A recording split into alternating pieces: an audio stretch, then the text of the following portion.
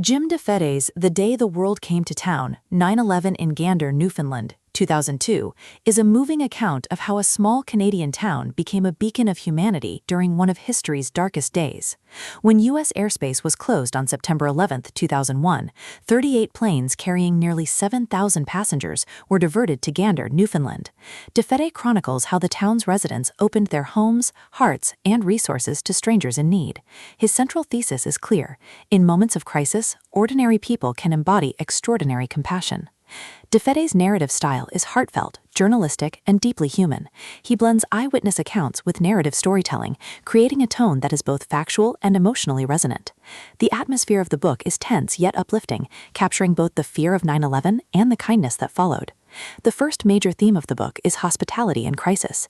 DeFede recounts how Gander's residents mobilized to provide food, shelter, and comfort to stranded passengers. From here, he introduces community resilience. The book highlights how small-town solidarity created a safety net for thousands of displaced travelers. Another cornerstone of the narrative is human connection. DeFede emphasizes the friendships, bonds, and acts of kindness that emerged between locals and passengers. The climax of The Day the World Came to Town builds around stories of generosity. From hot meals to medical care, from emotional support to simple companionship, Gander's residents gave selflessly. The resolution affirms DeFede's belief that the events in Gander represent the best of humanity. He insists that in times of fear and uncertainty, compassion can transform tragedy into hope.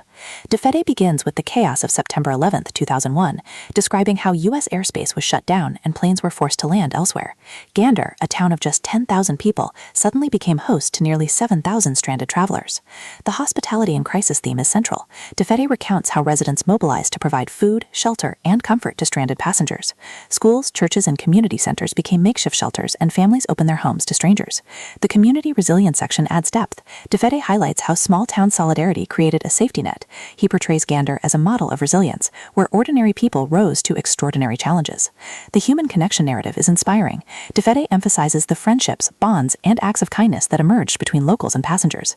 He recounts stories of passengers who found solace, laughter, and even lifelong friendships in Gander. The climax builds around stories of generosity. From hot meals to medical care, from emotional support to simple companionship, Gander's residents gave selflessly. DeFede portrays these acts as proof that compassion can flourish even in crisis. The resolution affirms his belief that the events in Gander represent the best of humanity. DeFede insists that in times of fear and uncertainty, compassion can transform tragedy into hope. He closes with the reminder that kindness is a universal language. Thematically, The Day the World Came to Town explores hospitality, resilience, connection, and generosity. DeFede emphasizes that compassion is not limited by borders, but is a shared human capacity.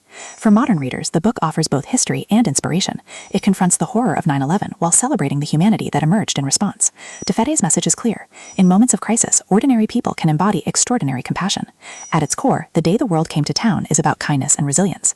DeFede insists that by telling Gander's story, we honor the people who showed the world what humanity can be. His book is both history and tribute, making it essential reading for anyone seeking hope in dark times.